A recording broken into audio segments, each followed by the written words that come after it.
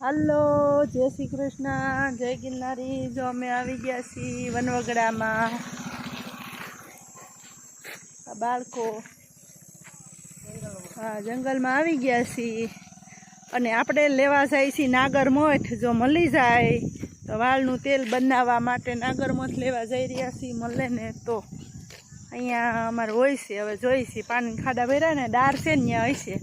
અને આ અમારું ગામ છે સલડી અને ગામની બાજુમાં બીજું ફરવું વૈસું છે એ જો ઓલું અને આ બાજુ ક્યાંક મોત છે મને ખબર છે ચોટલામાં અહીંથી આમ તરવાનું છે ગમે ત્યાં જાઉં અમે તો ખરા આ સાઈડ તરશું હજી।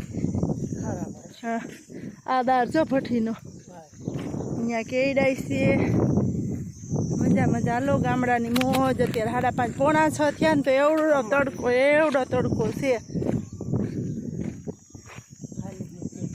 તો જોઈ લો છે ને। અહીંયા બધાએ મકાન બનાવી લીધા ભાઈ। જો નીણું પેક કરી લીધી બધાને મેં છે ને વરસાદ આવશે જો અહીં બધા ધોર ને દૂધાણા રાખે છે ને વનવગડો અમારો જોઈ લો ખારો સલડીનો ખારો અને આ માતાજીનો મઢ ન્યાય પછી જાહો બન્યા રહેજો બ્લોગમાં। અહીં બધા બહુ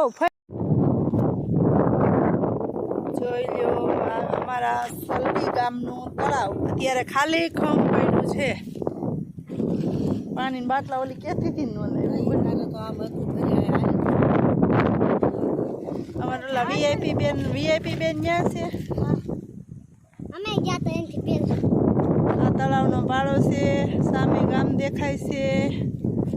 અમે નાના હતા ને ત્યારનું આ તળાવ છે મને યાદ નથી કેટલા વર્ષો થઈ જાય છે કા ભાઈ હે 400-500 વર્ષ જ્યારે રજવાડા હતા ત્યારે ગાયકવાડ રાજાએ બનાવી દીધું છે ને।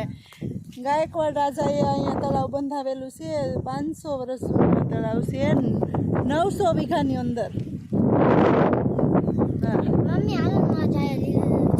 અને સામે દેખાય મારા મમ્મીનું ગામ મારા પપ્પાનું ગામ સલડી